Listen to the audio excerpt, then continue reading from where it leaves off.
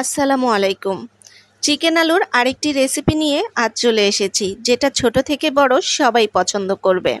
বাসায় গেস্ট আসলে অথবা বিকেলবেলা এরকম একটা ঝাল ঝাল নাস্তার রেসিপি করে নিতে পারেন।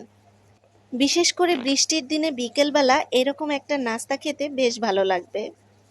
আর এই নাস্তাটার নাম কি দেওয়া যেতে পারে সেটা আপনারা আমাকে কমেন্ট করে জানাবেন। আমি আপাতত কোনো নাম দিচ্ছি না। যারা একটু ঝাল টাইপের খাবার খেতে পছন্দ করেন, কথা দিচ্ছি তাদের কাছে অনেক ভালো লাগবে। আর আমার হ্যাঁ, এই আজকের নাস্তাটা রেসিপি কিন্তু অবশ্যই গরম গরম খেতে হবে, তাহলেই এর পুরো টেস্ট পাবেন। তাহলে চলুন আর কথা না বাড়িয়ে আজকের রেসিপিটা দেখা যাক। প্রথমেই একটি মিক্সিং বোলে নিয়ে নিচ্ছি চিকেনের কিমা। তবে চিকেনের কিমাটা খুব বেশি মিহি করতে হবে না, ঠিক এই রকম টাইপের হবে।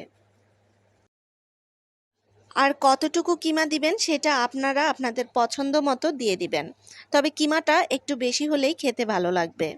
এবারে দিয়ে দিচ্ছি গ্রেট করা আলু। এখানে প্রায় 4 থেকে 5টার মতো আলু আমি একটা গ্রেটার দিয়ে গ্রেট করে নিয়েছি। তারপর আলুগুলোকে ধুয়ে একটা ছাঁকনিতে ভালো করে পানি ঝরিয়ে নিয়েছি। এবারে দিয়ে দিচ্ছি 1/2 কাপ পরিমাণ পেঁয়াজ কুচি, 6-7টার মতো কাঁচামরিচ কুচি দিয়ে দিচ্ছি, কিছুটা ধনিয়া পাতা কুচি দিয়ে দিচ্ছি,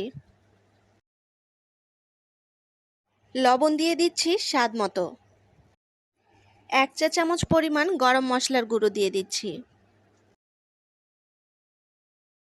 লাল মরিচের গুঁড়ো দিয়ে দিচ্ছি 1 চা চামচ পরিমাণ, 1 চা চামচ পরিমাণ রসুন বাটা দিয়ে দিচ্ছি, আদা বাটা দিয়ে দিচ্ছি 1 চা চামচ পরিমাণ। এবারে দিয়ে দিচ্ছি 2টা ডিম। তবে আপনারা যদি এর থেকে পরিমাণে কম করেন তাহলে একটা ডিম দিলেই হয়ে যাবে। আর চেষ্টা করবেন ঝালটা একটু বেশি দেওয়ার, তাহলে খেতে বেশি ভালো লাগবে। আর যদি বাচ্চারা খেয়ে থাকে তাহলে ঝালটা কমিয়ে দিতে পারেন। এবারে সব কিছু একসাথে ভালো করে মিশিয়ে নিচ্ছি। চামচ দিয়ে না মিশিয়ে আপনারা চেষ্টা করবেন হাত দিয়ে মিশিয়ে নেয়ার, তাহলেই বেশি ভালো হবে।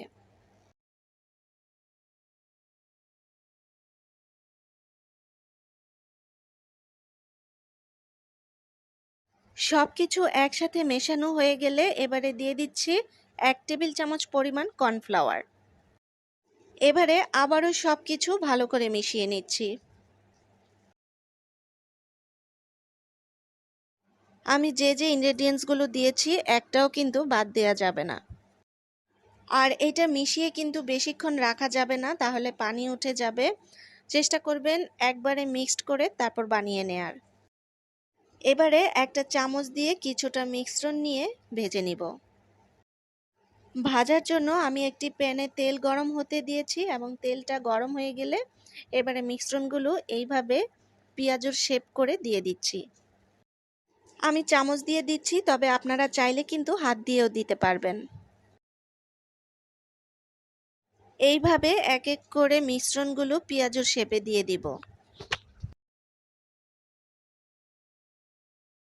চুলার আঁচ একেবারে লোতে রেখে ভেজে নিতে হবে, তা না হলে দেখা যাবে যেহেতু চিকেন দিয়েছি চিকেনগুলো কাঁচা রয়ে যাবে। একটু সময় নিয়ে লাল লাল করে ভেজে নিতে হবে, আর যেহেতু আলুগুলোও কাঁচা সেহেতু অবশ্যই এই জিনিসটা মাথায় রাখতে হবে। এক পিঠ হয়ে গেলে এবারে উল্টিয়ে দিচ্ছি। আমি যেভাবে এই নাস্তাটা করে দেখাচ্ছি অবশ্যই একবার হলেও বাসায় করে দেখবেন, দেন আমাকে ফিডব্যাক জানাবেন খেতে কেমন হয়েছে। এটাকে আপনারা চাইলে পাকোড়াও বলতে পারেন, তবে আমি কোনো নাম দিচ্ছি না। আপনাদের আশায় রইলাম, আপনারাই পছন্দ করে এর নাম দিয়ে দিবেন। এইভাবে 2-3 বার উল্টিয়ে পাল্টিয়ে ভেজে নিতে হবে।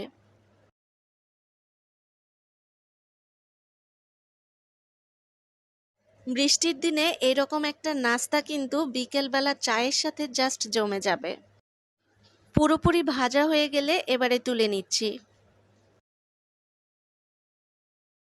ঠিক এই রকম লাল লাল করে ভেজে নিতে হবে, উপরটা কিছুটা ক্রিস্পি হবে আর ভেতরটা হবে সফট। আমি আবারও বলে দিচ্ছি, অবশ্যই গরম গরম পরিবেশন করবেন। আমার আজকের বিকেলের নাস্তার রেসিপিটা ভালো লেগে থাকলে অবশ্যই একটা লাইক দিয়ে আমার পেজে ফলো দিয়ে রাখবেন। আর হ্যাঁ, অবশ্যই ফ্রেন্ডস অ্যান্ড ফ্যামিলির সাথে শেয়ার করবেন। যদি ইউটিউবে দেখে থাকেন আমার চ্যানেলটা সাবস্ক্রাইব করে দিবেন। আমি আজকের মতো বিদায় নিচ্ছি। সবাই ভালো থাকবেন। আল্লাহ হাফেজ।